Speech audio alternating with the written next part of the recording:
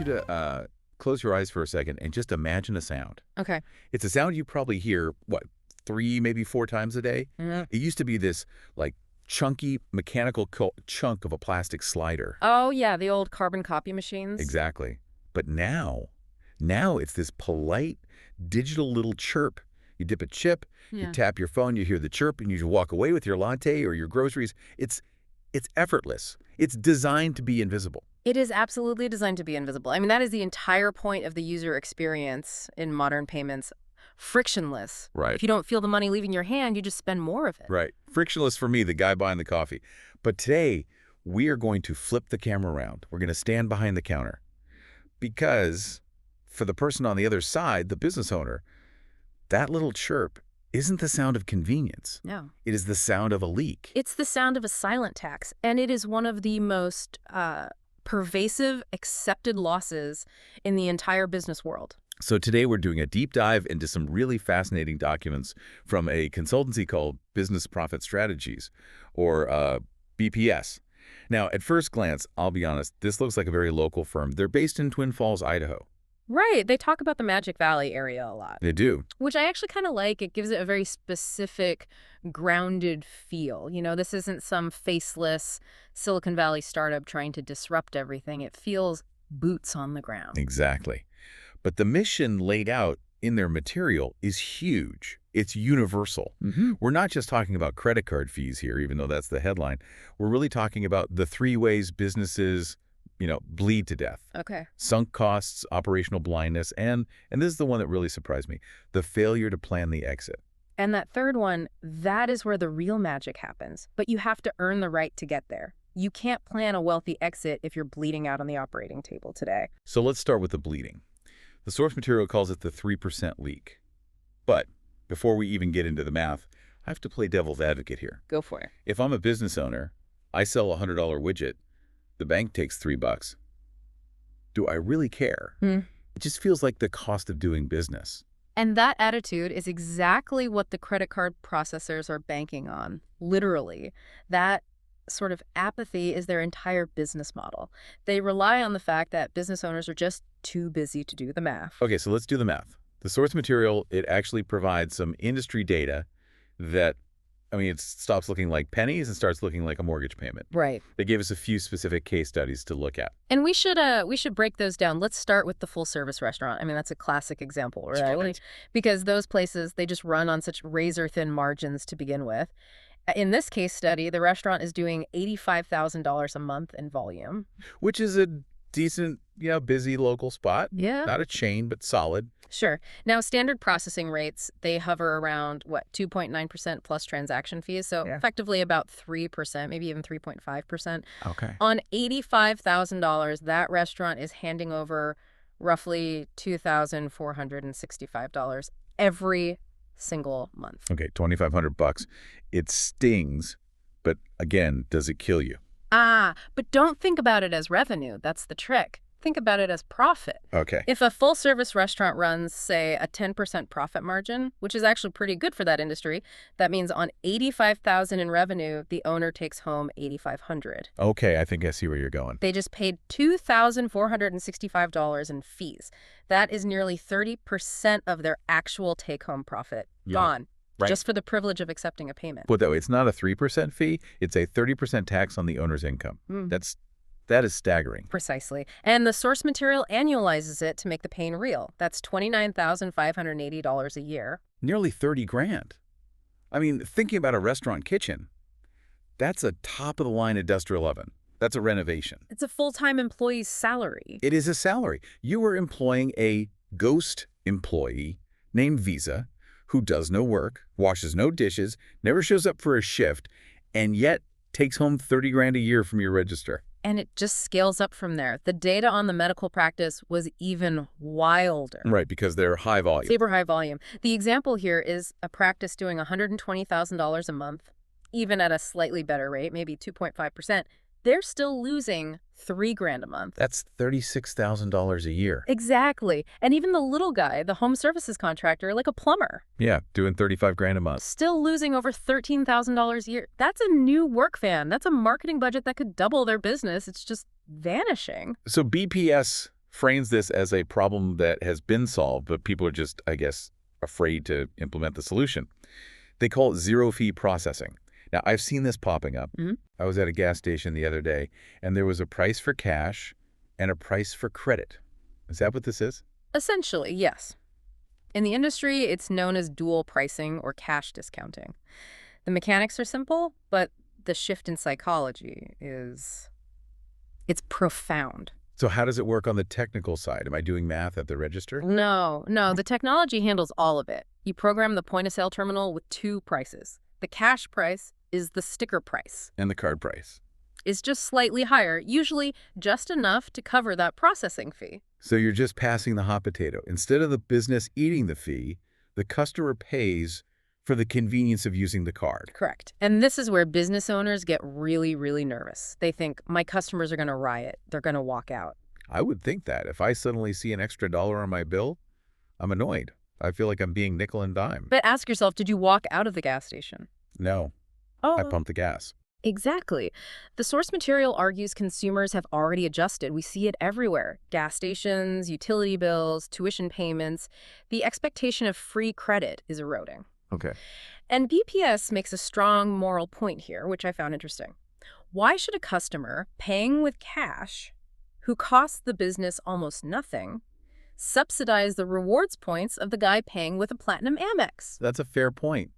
If I'm paying cash, why am I paying an inflated price just to cover someone else's airline miles? Exactly. It democratizes the cost. You want the miles, you pay the little fee. You want the lowest price, you pay cash. It puts the power back in the consumer's hands. But here's the big question, and I know our listeners are thinking it because I saw it immediately. Is it legal? The number one question. Can you just charge people more for using a card? I thought the card brands had strict rules against that. And that is the number one misconception.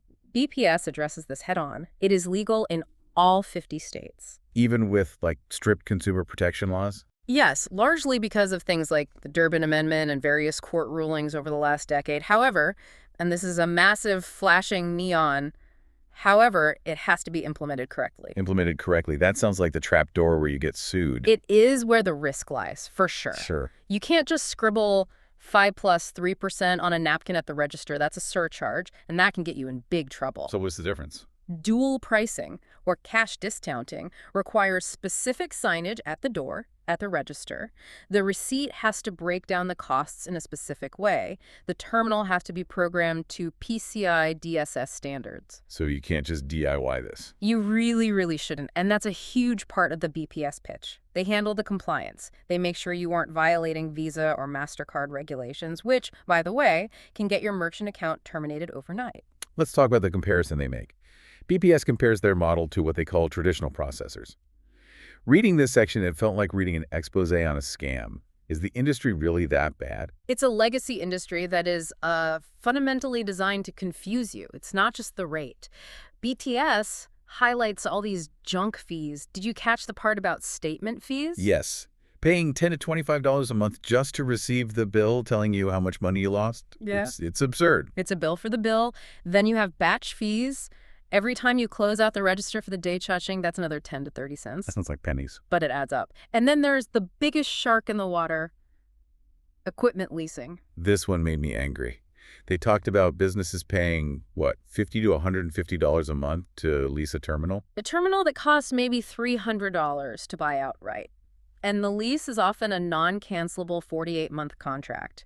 You end up paying $5,000 for a calculator. BPS says no to all that. Right. Their model is, buy the equipment once, you own it. Month-to-month contract, no cancellation fees. That month-to-month thing stood out. Most of these contracts are like gym memberships, right? Mm-hmm. They lock you in for 3 years so you can't leave. A month-to-month contract in this industry is a flex. It's a massive signal of confidence. It says, we know our product works, so we don't need to handcuff you. They even have a zero-fee guarantee. Yeah, basically, if they can't save you money, they won't even sign you up. And they quote average savings between $500 and $3,000 a month, so. It's pretty likely they can save you money. And implementation speed was another surprise. 7 to 14 days. It's fast. And the savings hit the very first statement. So within about 45 days, you have that extra cash flow. Okay, so that's step one, stop the bleeding from the credit card swipe. But as we kept reading, it became clear that credit cards are just the most obvious hole in the bucket. Right. This is where the deep dive shifts from just a product review to like a whole business philosophy. Yeah. They offer what they call profit consulting. They aren't just payment processors, they're efficiency auditors. They dropped a statistic that I had to circle like 3 times. Mm. 3% to 8% of a company's revenue disappears through vendor overcharges, inefficient operations, and missed opportunities. Pause on that. 8% of revenue, not profit. Revenue. So if you're $1 million business, that's $80,000 just evaporating. Evaporate out. Where does it go? We're not talking about like actual theft, are we? Sometimes, but usually it's much more boring and much more dangerous. It's what I'd call admin apathy. It's the silent killer of profitability. Give me an example of admin apathy. Okay, vendor contracts. Let's say you have a contract for garbage pickup or a linen service for your restaurant. You signed it 3 years ago. It has an auto-renewal clause with a 5% annual price hike. Right. You're busy running the business, so you just pay the bill. You don't look at it. BPS is saying, stop. Audit that. That rate is probably 20% higher than the current market rate. So it's the business equivalent of realizing you're still paying for a streaming service you haven't watched in 2 years. But on a massive scale, yes. Or software subscriptions you don't use. Or inefficient inventory management. These are the hidden leaks. And their approach is to come in and do an operational efficiency audit. They claim they can capture this lost revenue in 90 days. It's the unsexy work of going line by line through the P&L statement. But remember the bucket analogy? The Honda bucket, yeah. Most entrepreneurs are obsessed with pouring more water into the bucket. Sales, marketing, growth, growth, growth. But if you have holes in the bottom, credit card fees, vendor overcharges, you are just running on a treadmill. You got to plug the holes first. You have to plug the holes first. It's efficiency over volume. Which brings us to the third and honestly the most surprising part of this source material. We started with credit card fees, we moved to efficiency, and now we arrive at exit planning. The end game. Why is a payment processing company talking about exit strategy? That feels like a massive leap. It does feel like a leap, but it's actually the logical conclusion of the math we just did. BPS isn't just selling a service, they're selling a wealth strategy. They list services like exit strategy development, business succession planning, and asset protection. Look, most business owners treat their business like a job. They work hard, they take a salary, they hope one day they can just stop. But a business is an asset. Okay. And assets are valued based on their performance. So how does saving $2,000 on credit card fees help me sell my business? Connect those dots for me. This is the most important calculation in this entire deep dive. Business valuation is usually a multiple of profit, specifically EBITDA. Okay, keep it simple for us non-CPAs. Let's say, for your industry, businesses typically sell for 3 or 4 times their annual profit, a 3x or 4x multiple. Got it. So if I make $100,000 in profit, my business is worth $400,000. Exactly. Now, if BPS helps you save $30,000 a year in credit card fees and another $20,000 in operational waste, that's $50,000 of pure profit added to your bottom line. Okay, so I have an extra $50,000 in my pocket this year. Nice. No, don't think about it like that. You have an extra $50,000 every year. So when you go to sell, the buyer looks at that extra $50,000 and applies the multiple. If the multiple is 4x, you just increase the sale price of your business by $200,000. Whoa. Okay. That's a massive realization. That is the wealth strategy. You aren't just saving pennies to buy a nicer car today. You are building equity for the exit. Every single dollar of waste you eliminate is $3, $4, or $5 of equity you create. It's a lever. It's a massive lever, and that's why BPS puts exit planning right next to payment processing. It's the same goal, maximizing the value of the asset you've built. And guiding this whole thing is the founder, Robert Scharnhorst. The source mentions he founded the company in 1974. 1974? I mean, think about that. That is pre-internet, pre-smartphone. That's 50-plus years of watching businesses succeed and fail. And I think that explains the whole local presence emphasis in the source material. They talk a lot about being boots on the ground. Yeah, they explicitly contrast themselves with the 1-800 number experience. Because if your terminal goes down on a Friday night during the dinner rush and you call the 1-800 number, you are going to be on hold for 45 minutes listening to smooth jazz while you're losing thousands of dollars. That is the nightmare scenario. BPS is doubling down on the old school model. We come to you. They handle the installation personally. They train your staff. It says no DIY setup required, which is huge If I'm a plumber, the last thing I want to be is an IT guy. Exactly. It's about trust. When you're dealing with a business's money, their literal lifeblood, you want to know who you're talking to. So if we zoom out, we have this three-step ladder that BPS proposes. It's a progression, right? It is. It's a hierarchy of needs for a business. Step 1,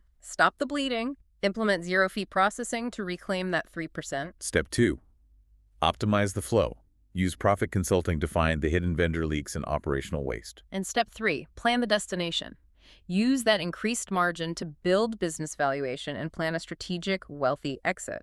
It transforms the business owner from someone who is, running a shop to someone who is managing an investment. And the source makes a pretty stark point. For a business doing anywhere from $500,000 to $50 million in revenue, ignoring this is essentially voluntary revenue reduction. Voluntary reduction.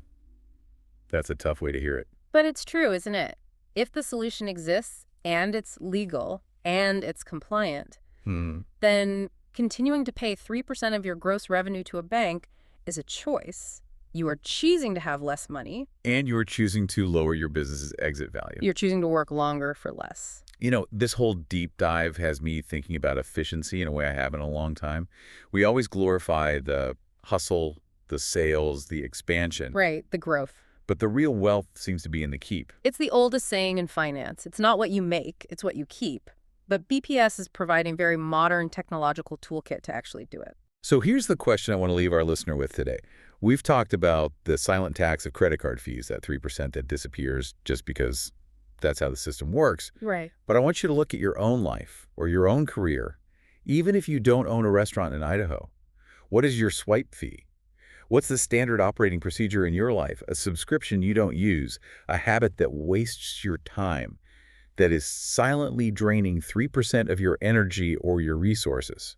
That is the question, because once you start to look for it, you see those leaks everywhere, and we ignore them because they feel small. It's just 3%. But as we learned today, 3% compounded over a lifetime isn't small. It's the difference between freedom and just getting by. Absolutely. So go find your leak and plug it.